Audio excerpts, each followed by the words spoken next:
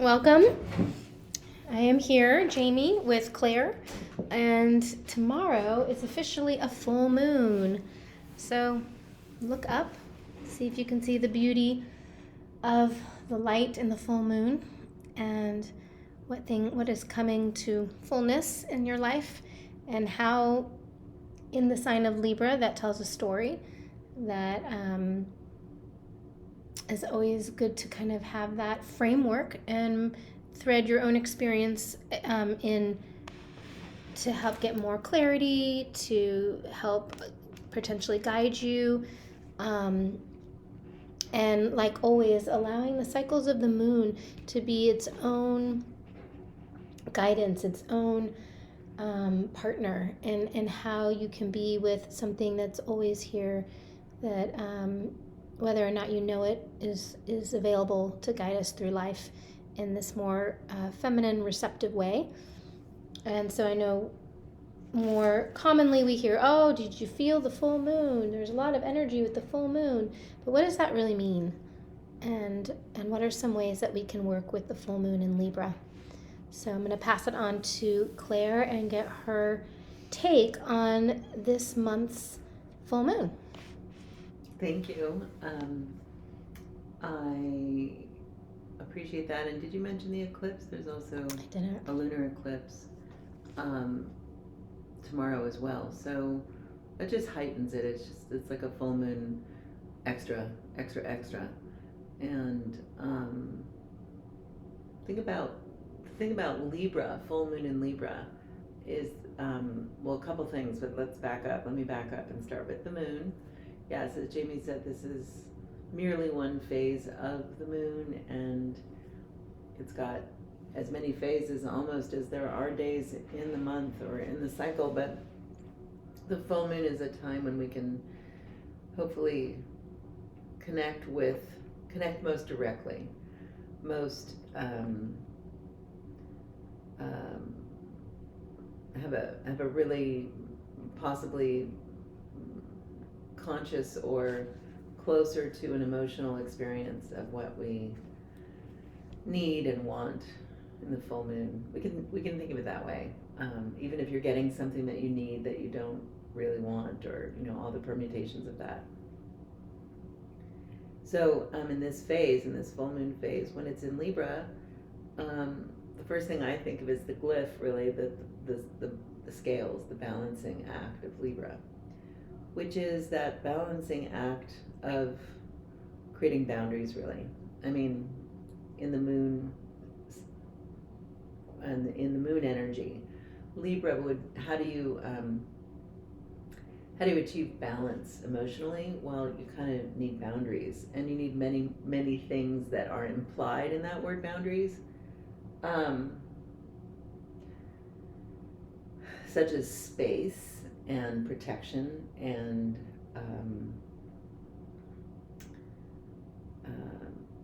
pausing and inhaling, exhaling, and knowing the difference. Boundaries like those things. And of course, Libra is an air sign, so this balancing act does involve this idea of consciousness, this idea of, well, what would I want to have? And there is some kind of invitation here to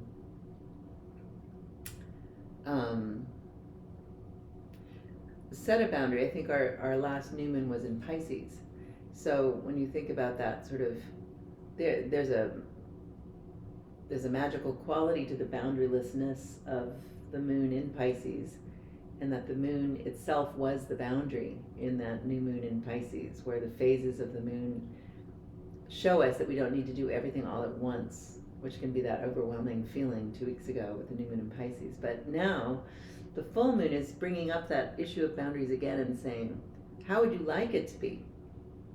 And dare to do that. Dare to say, to claim that external, well, more external boundary of maybe what balance could look like for you. What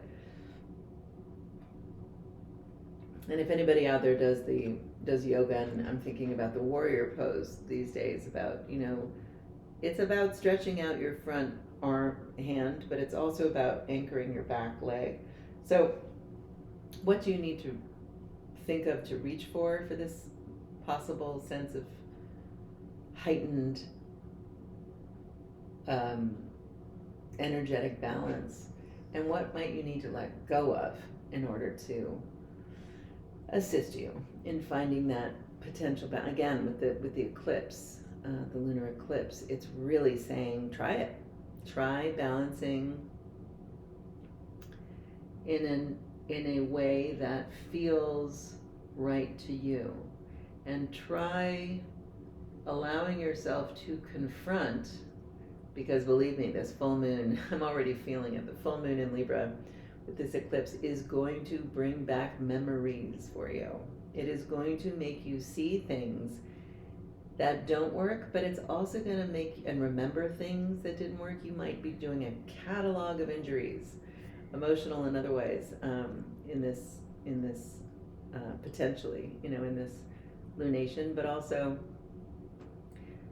catch yourself thinking about the if onlys you have maybe lodged in the recesses of your mind, and those if onlys are actually where I want you to reach out and or let go. There could be an if only about letting go as well.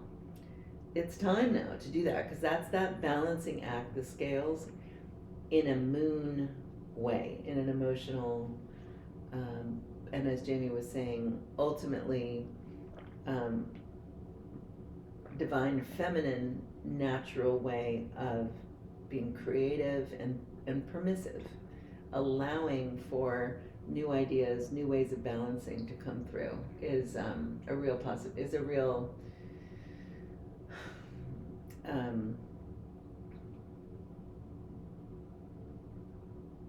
it's a real generous offering, in this full moon. Thank you. It's always interesting to look at that theme of the glyph that Claire mentioned of the scales. And I always love how you remind me that it doesn't mean that everything needs to become in balance. Come into balance. It's about balance, but it's about being in balance and out of balance. Right. And that relationship to both. Mm-hmm. Not that we, it's always on, it's never right in the middle. Mm-hmm.